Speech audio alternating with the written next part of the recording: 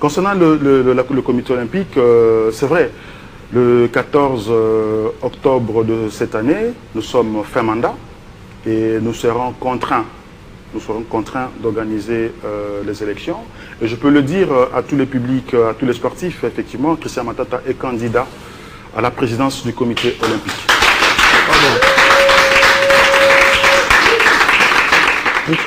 Pourquoi candidat? Parce que nous devons amener le changement au niveau du comité olympique. Nous sommes restés sur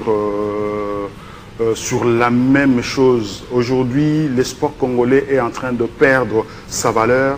Le sport congolais est en train de perdre, je peux même dire, sa lumière. Pourquoi? Parce que nous avons des gens qui sont là, en train de faire la même chose 10 ans, 15 ans, 20 ans. Vous faites partie des saisons. Je suis parti du comité olympique. Vous voyez, quand je suis là, j'ai eu le temps de comprendre le problème du comité olympique. Et nous y apportons des solutions. Pas moi seul, avec toutes les fédérations qui sont pour le changement. Avec tous les sportifs. Vous voyez, le comité olympique, c'est quand même un organe technique du sport congolais, où le ministre des Sports devrait aujourd'hui s'appuyer. Mais il est inexistant.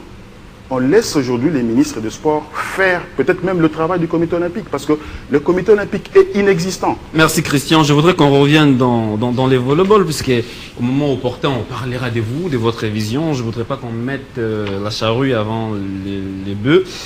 Simon Valdo-Yamba, on aura le président vraiment avec un... Non, mais en fait, je n'ouvre pas... là, en déclarant officiellement... ça, c'est déjà bon. Qu'est-ce qui est bon? C'est la guerre qui commence. Officiellement déclaré. D'ailleurs, bon, je reviens pour respecter bien sûr ce que vous venez de dire tout à l'heure. Je reviens au volleyball. J'aimerais bien, quid de la représentativité des provinces en sélection nationale? J'aimerais bien savoir qu'est-ce qu'il en est exactement. Est-ce que cette délégation qui prenait la route du Caire, y avait-il suffisamment des athlètes en provenance d'autres provinces, quand on sait que lors de cette édition 20+1, on a quand même vu également des jeunes volleyeurs donner le meilleur, de même faire des très très belles prestations? Est-ce que la sélection nationale s'est exclusivement réservée aux quinoises comme la loi et les autres ici, ou bien c'est aussi ouvert aux provinces? Et comment se font les choix, les sélections des athlètes au niveau des provinces?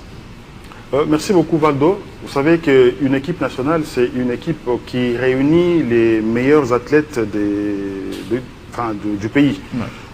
Nous ne nous concentrons pas seulement sur Kinshasa, mais nous laissons aujourd'hui l'opportunité ou l'occasion de voir les différents championnats des provinces pour pouvoir inclure les meilleurs des provinces dans l'équipe nationale.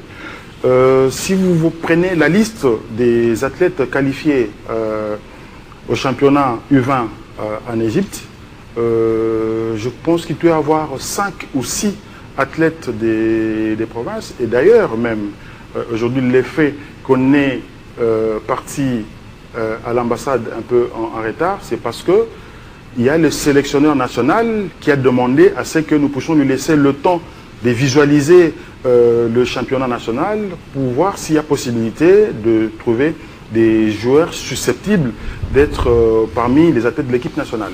Et il n'avait pas tort. Il n'avait pas tort parce que nous avons pu dénicher des jeunes athlètes et qui étaient présélectionnés au niveau de l'équipe nationale et même sélectionnés parce qu'ils étaient sur la liste définitive. Il y a un joueur qui est venu du Maniema, il doit avoir peut-être 2 joueurs venus de Lubumbashi, 2 ou 3 joueurs d'une jeune équipe de Lualaba et Emmanuel. Et tous ces athlètes-là, on les a mis dans l'équipe nationale. Et d'ailleurs, c'était pas facile pour nous parce que ce sont des athlètes qui n'avaient même pas de passeport. Donc, on devait encore se battre pour leur trouver des passeports. Et là, on peut vous rassurer qu'ils ont tous le passeport. Et d'ailleurs, je le dis ici, je l'annonce à tous les publics ou à tous les amoureux de volleyball, que tous ces athlètes-là ne vont pas se disperser parce que nous avons en décembre les Jeux africains de la jeunesse. Donc, pour nous, nous allons continuer avec les entraînements et nous allons garder, parce que c'est pratiquement leur catégorie, nous allons garder tous ces athlètes pour continuer avec les entraînements et voir comment nous allons encore nous positionner pour aller chercher une médaille au niveau de l'Angola. Bokaya, si vous permettez. Voilà, Simon. Qu'est-ce qui explique la domination de la loi au niveau national chez les dames? Parce que bon, chez les messieurs, Espoir est revenu, la garde républicaine est passée par là également l'année dernière. C'est vrai, mais la loi reste indéboulonnable. Cela s'expliquerait par quoi? Je pense que tout ça s'explique avec la vision de leur président. Parce que si vous voulez gagner, vous mettez un plan de travail, vous y mettez une vision, vous y mettez du sérieux. Et je pense que pour la loi, ça s'explique parce que c'est quasiment peut-être le seul club aujourd'hui qui a un club senior, un club junior. Donc le temps que les juniors sont en train de jouer, ils ont la possibilité déjà de former les juniors. Et pour faire toute la relève et tout, c'est tout simple pour cette équipe. Donc voilà un peu ce qu'ils sont en train de faire. Et je pense même, vous l'avez vécu à un certain moment, Espoir faisait pareil.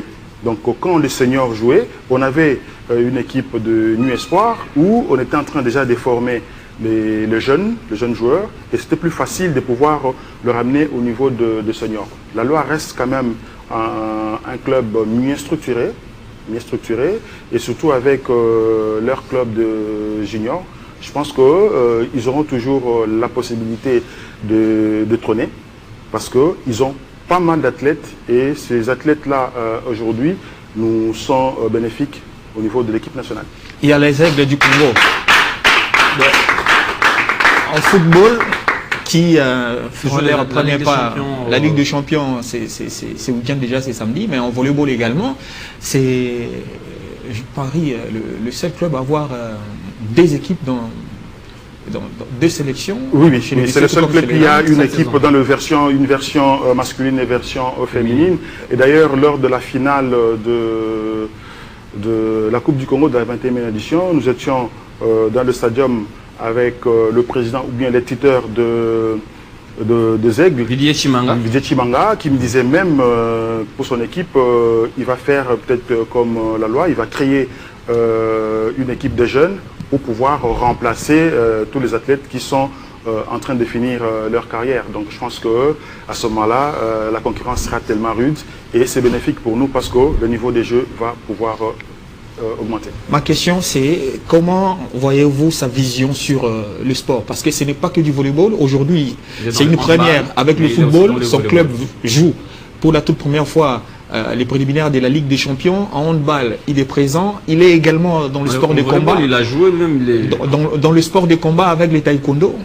Comment voyez-vous sa manière, bien sûr, de s'y prendre dans cet environnement